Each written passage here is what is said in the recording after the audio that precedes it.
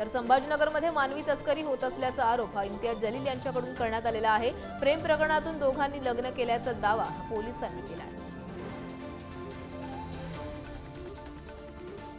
दरम्यान पोलिसांनी नेमकं काय म्हटलंय तेही पाहूया। राहुल खारोल म्हणून या मुलाशी ओळख झाली।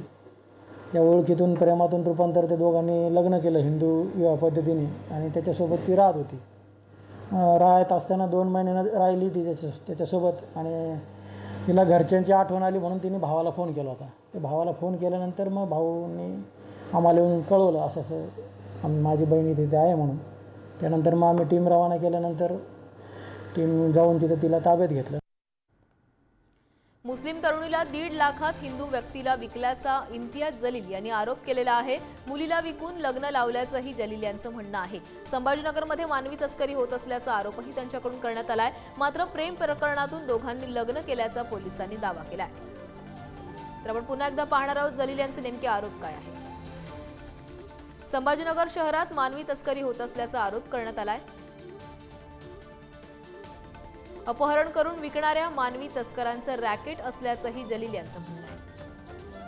तर इम्तियाज जलील यांनी या संदर्भातले हे गंभीर आरोप केलेले आहेत। संभाजीनगरमध्ये मानवी तस्करी सुरू असल्याचं त्यांचं म्हणणं आहे आणि या संदर्भामधलं या प्रकरणातलं संपूर्ण रॅकेट सुरू असल्याचंही त्यांनी आरोप केलाय। मुस्लिम तरुणीला 1.5 लाखांमध्ये हिंदू व्यक्तीला विकल्याचा आरोप हा खासदार इम्तियाज जलील यांनी केलेला आहे। प्रेम प्रकरणातून दोघांनी लग्न केल्याचाही दावा त्यांनी केला आहे।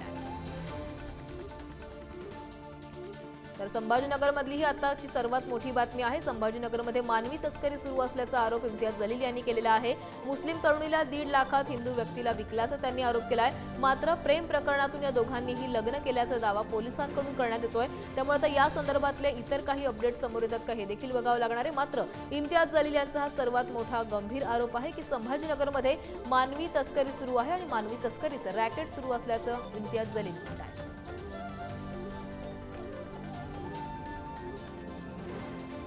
तर या संदर्भात अधिक माहिती देत आहेत आमचे प्रतिनिधी सचिन जिरे। सचिन, इम्तियाज जलील यांनी केलेले आरोप हे गंभीर आहेत, नेमकं काय प्रकार घडलेला आहे?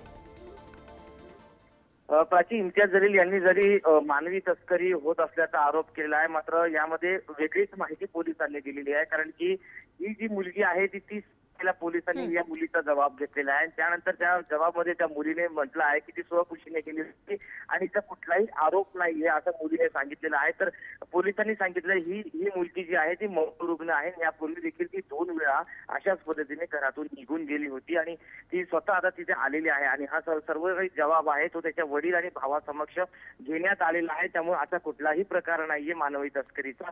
ही मुलगी स्वतःहून निघून गेली होती मुंबईला आणि मुंबईहून परत येताना ती मध्य प्रदेशला गेली आणि त्यानंतर त्या मुलाशी तिचं प्रेम झालं आणि प्रेम प्रकरणातून तिने विवाह केला आणि तिची घरच्यांची आठवण येत असल्यामुळे ती मुलगी संभाजीनगरला आलेली आहे। त्यामुळे कुठलाही असा प्रकार नाहीये।